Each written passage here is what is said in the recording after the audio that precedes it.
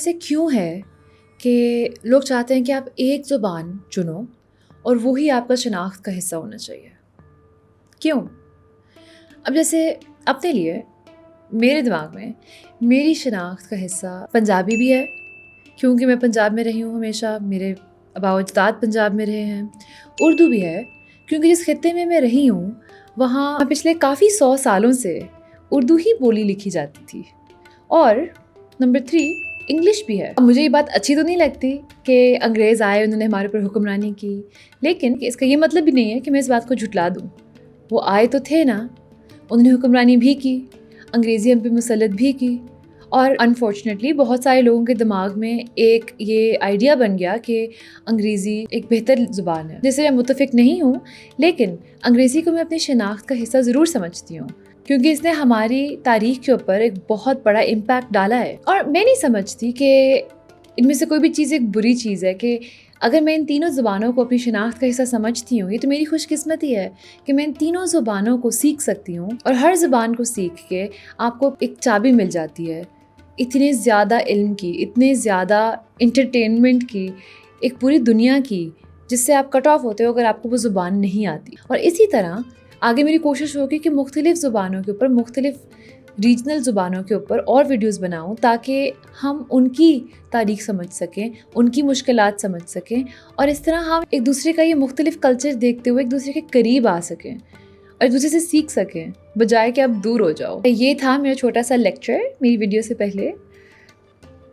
अब हम बात करेंगे पंजाबी ज़ुबान की तारीख़ की एक बदलते हुए पंजाब में। अस्सलाम वालेकुम, मेरा नाम है मिशा और खुश आमदीद तारीख़ी टेल्स में। लाइक, शेयर, सब्सक्राइब ज़रूर कीजिएगा। अब एक बदलते हुए पंजाब में क्या मतलब, राइट? इसका मतलब कि अब जो लफ्ज़ पंजाब है, इसका लफ्ज़ी मानी पंज-आब यानी कि 5 दरिया, और इसका लफ्ज़ी मानी इसकी जोग्राफिया की तरफ इशारा करता है कि 5 दरिया हैं इस खित्ते में। लेकिन हकीकत यह है कि अगर आप तारीख़ देखें तो हर मुख्तलिफ़ रियासत के अंदर जो पंजाब की हदूद थीं वो मुख्तलिफ़ तरीके से मुतय्यन की गई, यानी कि वो बदलती रहीं। मिसाल के तौर पे 16वीं सदी में मुगलियत सल्तनत के अंदर दरियाए इंडस और दरियाए सतलज के बीच में एक छोटे से खित्ते को पंजाब माना जाता था, और आपको कई जगहों पे ये चीज़ नज़र आती थी मुगलियत सल्तनत के कागज़ात में, गवर्नमेंट के ऑफिशियल कागज़ात में, जहाँ वो सरकार पंजाब या सूबाए पंजाब लिखते थे, और उनका जो मतलब होता था वो इस छोटे से खित्ते को वो पंजाब कह के मुखातिब होते थे। इसके बाद आती है सिख सल्तनत, और हालांकि सिख सल्तनत के बहुत करीबी ताल्लुकात थे पंजाबी ज़ुबान के साथ और पंजाब के खित्ते के साथ, लेकिन इस बात को आम तौर पे तारीख़दान मानते हैं कि रंजीत सिंह का जो रियासत लाहौर थी, जो पूरा सिख एम्पायर बनी, वो पंजाब के जो जोग्राफिया के हिसाब से मतलब है उसके ऊपर अच्छे से नक्श नहीं होती वो हदूद, क्योंकि सन 1809 के बाद रंजीत सिंह की सल्तनत में सतलज से नीचे वाला कोई भी हिस्सा शामिल नहीं था, और कुछ अरसे बाद इसमें जम्मू कश्मीर और हिंदू कश के और हिस्से शामिल हो गए थे, जो कि इन खित्तों की शनाख्त अक्सर कार पंजाब के एरिया में नहीं होती। अब इसके बाद जब अंग्रेज आए तो जिस खित्तों को वो लोग पंजाब कह के बुलाते हैं वो अब एक बहुत बड़ा खित्ता बन गया, क्योंकि उन्होंने अपने जो एडमिनिस्ट्रेटिव यूनिट में पंजाब की जो हदूद थी वो बहुत बड़ी थी उनके, उसके अंदर हिमालयाज से लेके दिल्ली तक के इलाके आते थे, और आजकल के हरियाणा और हिमाचल प्रदेश के भी कुछ इलाके उसी पंजाब की हदूद में आते थे। तो ये है मेरा मतलब कि अगर आप पंजाबी ज़ुबान की तारीख़ पढ़ना चाहते हैं तो आपको ये जानना ज़रूरी है कि जिस खित्ते को पंजाब कहा जाता रहा है मुख्तलिफ़ औकात में, वो उन खित्तों की हदूद कभी भी एक सी नहीं थी, वो हदूद बदलती रहीं, और उस हिसाब से पंजाबी और उसको किस तरह पंजाब के अंदर पंजाबी को क्या मुकाम दिया जाता है वो चीज़ भी बदलती रही। अब हम स्टार्ट करते हैं पंजाबी ज़ुबान की तारीख़ बहुत पीछे से, ठीक है, कि भाई ये ज़ुबान शुरू कहाँ से हुई और पंजाबी ज़ुबान कहाँ से आई। इस बारे में तारीख़ दानों के और लिंग्विस्ट्स के कुछ मुख्तलिफ नज़रियात मौजूद हैं। ज़्यादातर तारीख़ दानों का मानना है कि पंजाबी एक ऐसी ज़ुबान से आई है जिसको आपा भ्रामसा कहा जाता है, लेकिन वो इस बात पे मुत्तफ़िक नहीं है आपस में कि कौन से वाली आपा भ्रामसा में से पंजाबी निकली, क्योंकि उसमें भी मुख्तलिफ इक़साम हैं। फिर कुछ तारीख़दान ऐसे आते हैं जो कहते हैं कि तमाम इंडियन ज़ुबानें संस्कृत से निकली, और कहते हैं कि आपा भ्रामसा और प्राकृत जो कि एक और ज़ुबान है, ये ज़ुबानें जो दोनों ज़ुबानें हैं ये पंजाबी और संस्कृत के बीच की जो एक सीढ़ी बनती है ये वो ज़ुबानें हैं, और ये लोग संस्कृत को सारी ज़ुबानों की माँ कह के बुलाते हैं। اچھا، پھر کچھ تاریخ دان ایسے ہیں جو کہ پنجابی کی شروعات ڈھونڈتے جو استعمال کرتے ہیں جین اور غیر براہمن ذرائع، اور وہ اس نتیجے پہ جا پہنچتے ہیں کہ پراکرت زبان، جس کا پہلے بھی میں نے ذکر کیا، وہ زبان دراصل سنسکرت سے بھی پرانی زبان ہے۔ پراکرت ہی پنجابی کی ایک پرانی قسم ہے، کیونکہ اس زبان میں بھی ایک مٹھاس اور شاعری لکھے جانے کی لذت ہے، اور پنجابی میں بھی۔ ایک اور ذرا کم مقبول نظریہ یہ ہے کہ پنجابی کا سنسکرت سے کوئی لینا دینا نہیں، پنجابی شروع سے ایک اپنی زبان تھی اور یہ الگ سے ہی ایک زبان بنتی چلی آ رہی ہے۔ اور کچھ تاریخ دانوں کا یہ کہنا ہے کہ جو جدید پنجابی ہے، جو آج کل کے زمانے میں ہم بولتے ہیں، یہ ایک پرانی پنجابی زبان اور اس کے بعد مسلمانوں کے آنے کے بعد عربی اور فارسی کے عمل دخل سے بنی ہوئی ایک اور زبان ہے۔ تو آپ کو پتہ چلتا ہے کہ تاریخ دانوں کا خاصا اتفاق نہیں ہے اس بات پہ کہ پنجابی اصل میں کہاں سے شروع ہوئی، کیونکہ ہر کوئی مختلف ذرائع ڈھونڈ رہا ہے اس کی شروعات کے۔ لیکن پنجابی پہلی دفعہ کب لکھی گئی اور کس طرح لکھی گئی، اس کے اوپر ہمیں کچھ ڈاکیومنٹس اور ڈیٹا ملتا ہے۔ ہم لوگ کہتے ہیں کہ 1400s میں پنجاب کے مغربی علاقے کے اندر پہلی دفعہ پنجابی زبان کے اندر خوبصورت شاعری لکھی گئی۔ اب مسئلہ یہ ہے کہ کچھ شاعری بچی ہے، لیکن اس کا لکھنے والا کون ہے، وہ کہاں سے آیا تھا، اس کا کیا نام تھا، یہ سب کچھ محفوظ نہیں رہ سکا اور ہم نہیں جانتے۔ پھر اس کے بعد پنجابی شاعری پہلی دفعہ کہاں لکھی گئی، اس کے اوپر بھی تھوڑی سی بحث ہے۔ اب سب سے پہلی پنجابی شاعری جو ہمیں ملتی ہے خوبصورتی سے لکھی ہوئی، وہ لکھی ہوئی ملتی ہے ادھی گرانتھ میں، اور اس کا لکھنے والے کا نام ہے شیخ فرید۔ اب سوال یہ ہے تاریخ دانوں کے نظریے سے کہ یہ شیخ فرید آخر کون ہے؟ اب اس کے لیے ان کے پاس دو جواب ہیں۔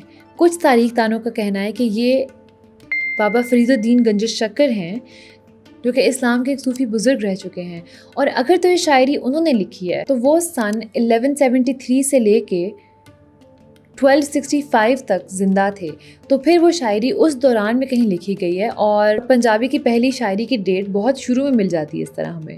لیکن کچھ لوگوں کا کہنا ہے کہ وہ شاعری اصل میں فرید ثانی نے لکھی تھی، اور ان کی جو ایگزیکٹ زندگی کی ڈیٹس ہیں وہ ہمیں معلوم نہیں ہیں، لیکن کہتے ہیں کہ وہ سن 1450 کے بعد سے لے کے سن 1575 کے بیچ میں پائی جاتی ہیں۔ جو شاعری خود ہے، اس شاعری کے اندر بھی کچھ اشارے ہیں کہ یہ کس زمانے میں شاید لکھی گئی ہو۔ اس شاعری کے اندر ایک ریلیجس موومنٹ کی بات ہوتی ہے، وہ موومنٹ پنجاب کے خطے میں آتی ہے تقریباً 15ویں صدی کے اندر، اور ساتھ ہی ساتھ اس شاعری کے اندر آپ کو ایک اور شاعر کے بھی کچھ اثرات نظر آتے ہیں، اور اس کا نام تھا کبیر، اور وہ 1398 سے لے کے 1520 تک حیات تھا، یعنی کہ بابا فرید الدین گنج شکر کے وقت کے بعد آیا تھا وہ شاعر اور وہ موومنٹ دونوں۔ تو پھر اس حساب سے کافی تاریخ دان کہتے ہیں کہ شاید یہ شاعری فرید ثانی نے لکھی تھی، اور پھر ہم اس کو ڈھونڈ سکتے ہیں سن 1450s کے بعد لکھی جانے والے کلاموں میں۔ آگے بڑھتے ہوئے تقریباً 1600 کی دہائی تک ہم ایک مختلف قسم کی پنجابی تحریر یعنی کہ نثر کا آغاز دیکھتے ہیں، اور سب سے مشہور ابتدائی نثری کام جنم سکھیاں تھیں۔ یہ خاص کہانیاں ہیں جو کہ سکھ مذہب کے جو فاؤنڈر تھے گرو نانک دیو، ان کی زندگی پہ لکھی گئی کہانیاں اور ٹیچنگز ہیں، اور گرو نانک 1469 سے لے کے 1539 تک حیات تھے، اور یہ جنم سکھیاں ہیں یہ ان کے وفات پانے کے کچھ عرصے بعد ہی لکھی گئی تھیں، اور ان کو ہیگیوگرافیکل سٹوریز کہا جاتا ہے کیونکہ وہ ایک قابل احترام مذہبی شخصیت ہے، اور یہ کہانیاں ان کی زندگی کے اوپر لکھی گئی کہانیاں تھیں اور قصے واقعات۔ اب جب سکھزم آتا ہے پنجاب میں تو اس ٹائم میں پنجابی زبان کو بھی بہت بڑھاوا ملتا ہے، اس سے بہت کام کیا جاتا ہے، مختلف چیزیں لکھی جاتی ہیں، گرمکھی اسکرپٹ کے اندر مختلف چیزیں لکھی جاتی ہیں، اور جہاں یہ سکھ مذہب کی کتابیں ہوتی ہیں یہ عموماً سکھ لوگ ہی انجوائے کرتے ہیں، لیکن اسی ٹائم ایک اور قسم کی چیز بھی سامنے آتی ہے، وہ ہوتے ہیں قصے کہانیاں اور فوک ٹیلز۔ یہ کافی عروج پہ نظر آتی ہیں اس دور میں ہمیں پنجاب کے خطے میں، اور یہ تقریباً سارے کے سارے لوگ اس خطے کے اس سے لطف اندوز ہوتے ہیں۔ اب یہ تھی ایک چھوٹی سی سمری پنجابی زبان کی آغاز کی اور اس کے شروع کے کاموں کی۔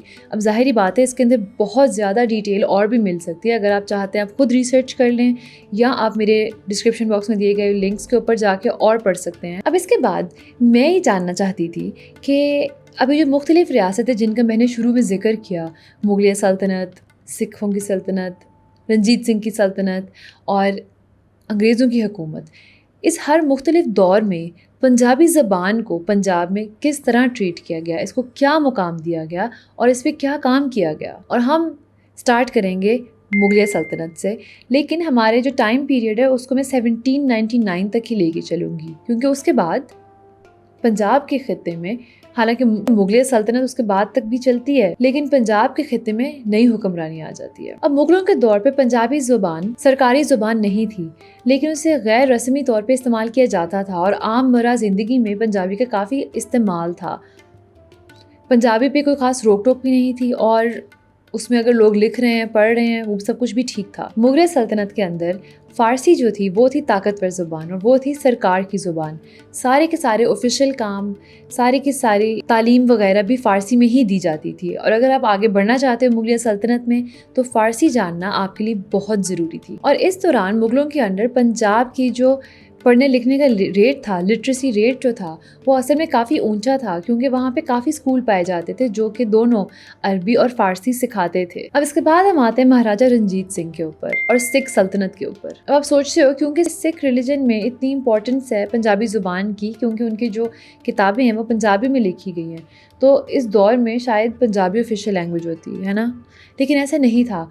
रंजीत सिंह के दौर में भी फ़ारसी ही थी सरकार की ज़ुबान और फ़ारसी में ही सारे के सारे कोर्ट के ऑफिशियल काम और सल्तनत के सारे काम किए जाते थे। लेकिन रंजीत सिंह ने और आगे आने वाले जो सिख बादशाह थे, इन्होंने काफ़ी मेहनत की पंजाबी ज़ुबान पे, इन्होंने इस पर काफ़ी पैसे लगाए। और उस दौर में जो पंजाब में जो स्कूल थे वो इतने मुख्तलिफ इक़साम के थे और हर स्कूल के इंस्ट्रक्शन की ज़ुबान फ़र्क थी और उनके मकसद भी फ़र्क थे। जैसे कि मकतब थे जिनमें फ़ारसी में तालीम दी जाती थी, मदरसे थे जिसमें अरबी में तालीम दी जाती थी, पथशाले थे जहाँ पे संस्कृत सिखाई जाती थी, और गुड़मुखी स्कूल थे जहाँ गुड़मुखी स्क्रिप्ट में पंजाबी सिखाई जाती थी। और इसके साथ साथ महाजानी स्कूल थे जहाँ पे तजारती ताल्लुकात और इस तरह की चीज़ें सिखाई जाती थी, कॉमर्स वगैरह बेसिकली। और यहाँ सरफ़ी रस्मुल ख़त इस्तेमाल होता था। तो आप ये देखें कि हर स्कूल, मुख्तलिफ स्कूलों की इक़साम थी जहाँ मुख्तलिफ रस्मुल ख़त इस्तेमाल होते थे और लोगों की मर्ज़ी थी, वो जो चाहे इनमें से पढ़ सकते थे। और ज़्यादातर सिख लोग थे जो कि उस ज़माने में भी गुड़मुखी स्क्रिप्ट वाले स्कूल में पढ़ते थे, लेकिन पंजाबी को एक काफ़ी बूस्ट मिला था सिख सल्तनत के दौरान। अब इसके फ़ौरन बाद आ जाते हैं अंग्रेज़। अब जब अंग्रेज़ आते हैं, इंडिया के ऊपर हुक्मरानी करते हैं और जब ये पंजाब का ख़ित्ता फ़तह कर लेते हैं, तो ये लोग भी शुरू में, इनके भी सारे ऑफिशियल काम फ़ारसी ज़ुबान में होते हैं क्योंकि वो आसान था। मुग़ल सल्तनत में शुरू से यही हो रहा था, रंजीत सिंह की सल्तनत में भी यही हो रहा था, तो इस चीज़ को आगे उसी ज़ुबान में लेके चलना अंग्रेज़ों के लिए काफ़ी आसान था, क्योंकि बाकी सब लोग ट्रेंड थे उस ज़ुबान में। लेकिन आहिस्ता आहिस्ता अंग्रेज़ ये फ़ैसला लेते हैं कि नहीं, हमें उर्दू बनानी है ऑफिशियल ज़ुबान, क्योंकि अंग्रेज़ नॉर्थ ऑफ इंडिया में बहुत एक्टिव थे और जो नॉर्थ था उसमें उर्दू ज़ुबान बहुत बोली जाती थी। अब ये जब उन्होंने फ़ैसला लिया कि उर्दू ज़ुबान को ऑफिशियल ज़ुबान बनाते हैं, इस फ़ैसले पे एक्चुअली बहुत लोगों ने बहुत एतराज़ किया। कुछ ब्रिटिश अफसरों ने भी एतराज़ किया और इसके आपको डॉक्यूमेंट्स मिलते हैं जहाँ वो ख़त लिख रहे हैं अपने ऑफिसर्स को कि भाई ये फ़ैसला हमें कुछ समझ नहीं लगी, क्योंकि पंजाब के ख़ित्ते में उर्दू कोई समझता ही नहीं है। यहाँ लोग पंजाबी बोलते हैं, सारे के सारे को एक दो ख़त ऐसे मिले जहाँ वो बंदा बता रहा है कि जो सारे के सारे फ़ौजी हैं वो सिर्फ पंजाबी बोलते और समझते हैं। और जो मुल्तान का ख़ित्ता है वहाँ पे तो लोगों को उर्दू का कुछ पता ही नहीं है, वो फ़ारसी या पंजाबी बोलते हैं, तो आप उर्दू में सारे काम कैसे करवा सकते हैं, किसी को आते ही नहीं है। और उर्दू फैलाने के लिए फिर अंग्रेज़ों ने बहुत ज़्यादा मुंशी और मुख्तलिफ उर्दू में ट्रेंड लोगों को नॉर्थ ऑफ इंडिया से पंजाब में भेजा, जिन्होंने उर्दू काफ़ी फैलाई इस खित्ते में। अब जब अंग्रेज़ आए थे पंजाब में, तो आप याद रखें अंग्रेज़ों ने किससे लिया था पंजाब? सिखों से, है ना, रंजीत सिंह के ख़ानदान से।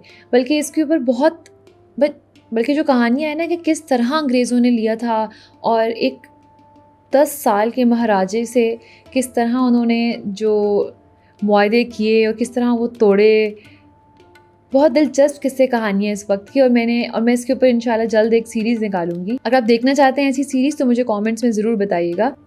तो अब क्योंकि अंग्रेज़ों ने ये सारा ख़ित्ता सिखों से लिया था, तो सिखों के लिए उनके दिल में थोड़ी खार थी।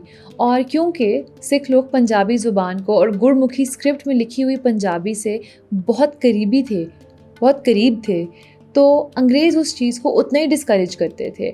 हर चीज़ में वो पंजाबी ज़ुबान को दबाते थे। और ये वो दौर था जहाँ पंजाबी ज़ुबान को दबाया गया, क्योंकि अंग्रेज़ बहुत अरसे तक डरते रहते थे कि कहीं सिख लोग कहीं से फिर से जाग ना जाए, हमारे ख़िलाफ़ بغاوت نہ کریں، ہمارے خلاف کوئی جنگ نہ لڑیں پھر سے. اور ان کو پنجابی زبان سکھوں کی شناخت کا ایک بہت بڑا حصہ نظر آتا تھا اور وہ اس چیز کو نا کچل کے رکھنا چاہتے تھے. اب یہ جو چیز تھی پوری، جہاں پنجابی زبان ایک بیک سٹیپ پہ آ جاتی ہے انگریزوں کی وجہ سے، یہ آگے بھی چلتی رہتی ہے، کیونکہ آگے جا کے 1860 سے لے کے 1947 تک ایک ہندی اور اردو کے بیچ مقابلہ شروع ہو جاتا ہے، اور وہ مقابلہ چلتا ہی چلا جاتا ہے جب تک پارٹیشن نہیں ہو جاتی اور انڈیا اور پاکستان نہیں بن جاتے. اور جب انڈیا اور پاکستان بن جاتے ہیں، وہاں پہ دونوں ملکوں میں ایک ایک خطہ، ایک ایک صوبہ ہے پنجاب کے نام سے. اور پنجابی زبان کو دونوں ملکوں میں بہت مختلف طریقے سے اہمیت دی جا رہی ہے. انڈین پنجاب میں ایکچولی پنجاب کی بہت اہمیت کی جا رہی ہے اور اس پہ بہت کام کیا جا رہا ہے، اس کو آفیشیل طور پہ بھی ریکگنائز کیا ہوا ہے. لیکن پاکستان میں جیسے کہ میں نے پچھلی ویڈیو میں بتایا، پنجابی کے اتنے اچھے حالات نہیں. لیکن اس کا یہ مطلب نہیں ہے کہ ہمیشہ ہی حالات ایسے رہیں. اگر ہم اس مسئلے کو سمجھیں اور ہم خود اس زبان کو سیکھیں، آگے اپنی اولاد کو سکھائیں باقی زبانوں کی طرح، تو یہ زبان بھی ترقی کر سکتی ہے. اب ترقی کرنے کا طریقہ صرف یہ نہیں ہوتا کہ آفیشیل لینگویج ہو اسٹیٹ کی تو ترقی ہو رہی ہے، نہیں.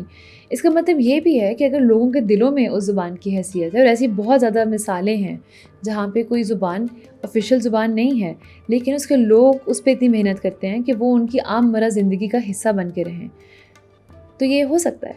ٹھیک ہے، تو یہ تھی کہانی پنجابی زبان کی، اس کے آغاز سے لے کے مختلف سلطنتوں سے لے کے پارٹیشن تک. آپ سے ملاقات ہوگی اگلی ویڈیو میں.